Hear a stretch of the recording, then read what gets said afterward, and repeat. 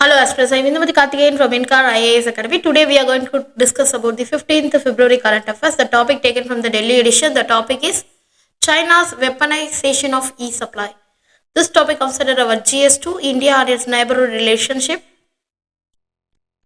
In this topic we are going to discuss about what is trade weaponization, what is in the news, and what are the tools of trade weaponization, what are the challenge behind that, what are the steps taken against the trade of weaponization, and what are the China's dominance in the e-supply, and what are the strategies for the mitigation. These are the things we are going to discuss by today's topic.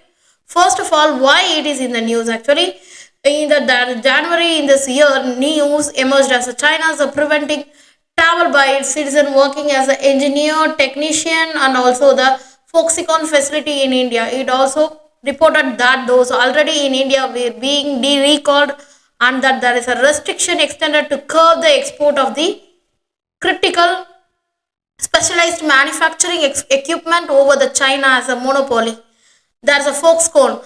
Actually, it's reportedly scrambled to being a Taiwanese worker to fill the gap of the manpower in its stoppage of the specialized equipment that is crippling that Apple Foxconn that remain critical in India's ambitious and also becoming a global manufacturing power, and also therefore the strengthening of all the larger objectives. The External Affairs Minister Mr.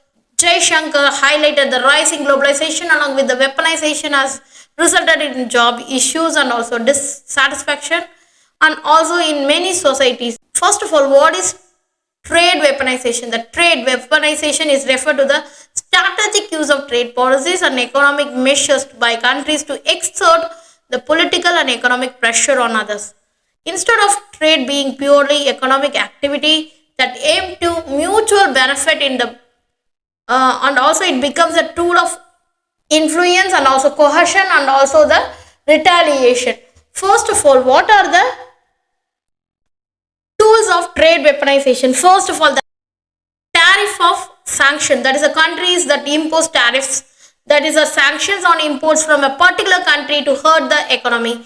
Example, US China trade war. Export controls, that is a export control, the restriction on the export of the critical technological matters and also materials to a nation. And also in 2020 the US government started that imposing stricter export controls on the China and also limit the access of the advanced semiconductor technology and also supply chain disruptions. There is a manipulation supply chain of the critical goods that are rare earth metals of energy resource, and also the gain leverage political disputes, and also there is a currency manipulation.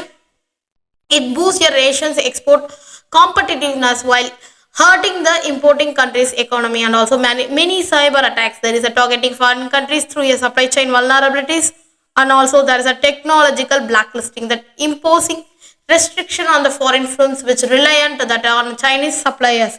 These are the main concerns and main tool for the trade weaponization. And also there is a challenges. There is a many challenges on the trade weaponization. First of all, there is a increased uncertainty. There is an imposition of tariffs and also sanctions which create uncertainty in the international market, making it difficult for the business to plan for the future. And also there is a loss of export market, that is retaliatory tariff that restrict access to the key export market, which negatively affecting the domestic industries that rely on the industrial sales. And also there is a strained diplomatic relations. There is a trade weaponization which leads to a heightened tension that between nation, complicating that diplomatic relation. And also there's a erosion of multilateralism, that is a rise of unilateral trade measures that undermines the established international trade norms, institutions such as World Trade Organization, which is leading to a fragmented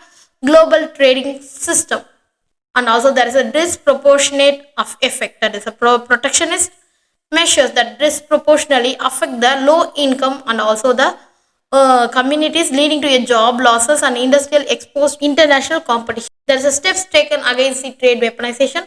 First of all, there is a regional trade agreements that countries are forming the revitalizing the trade agreements that enhance the cooperation and reduce reliance, and also on major economies comprehensive and progressive agreement for the Trans-Pacific Partnership regional comprehensive economic partnership, etc. And also there is a mineral security partnership to diversify the stabilize the global supply chain of the critical minerals, and also reform the WTO, the ongoing discussion to reform the World Trade Organization that aim to enhance the dispute resolution mechanism and also address the challenges which is posed by the unilateral trade actions, and also Indo-Pacific economic framework. Was serves as a countermeasure to economic cohesion by countries that use of trade and tools and influence the promoting more equitable and rules-based trading system.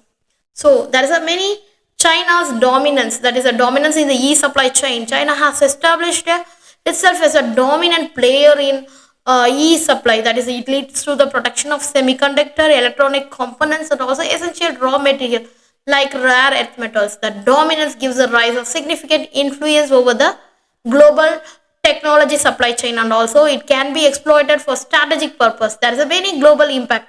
The weaponization actually is a supply chain that could disturb the critical industries like telecommunication, defense, healthcare and automotive manufacturing. For instance, the export controls of semiconductor could delay the technological advancement in worldwide. There is a many strategies and mitigation. First of all, we need to diversify the supplier, reducing the dependency on Chinese manufacturer by sourcing them from multiple regions and investment in domestic production. We need to boosting the domestic capabilities of semiconductor and electronic manufacturing, which will definitely reduce the dominance in China. And also international cooperation. There is a collaborating with the allies to build the resilient and secure supply chain is required. And also we need to enhance our cyber security measures, which the protocols across the supply chain network. So the challenges arising from the weaponization of trade and complex and multifaceted, that affecting not only national economies but also the global trading system and international relations. So there is a further need of encourage the transparency, enhanced communication and also the conflict resolution mechanism to promote a stable and equitable international trading system will definitely reduce the weaponization trade. Thank you so much.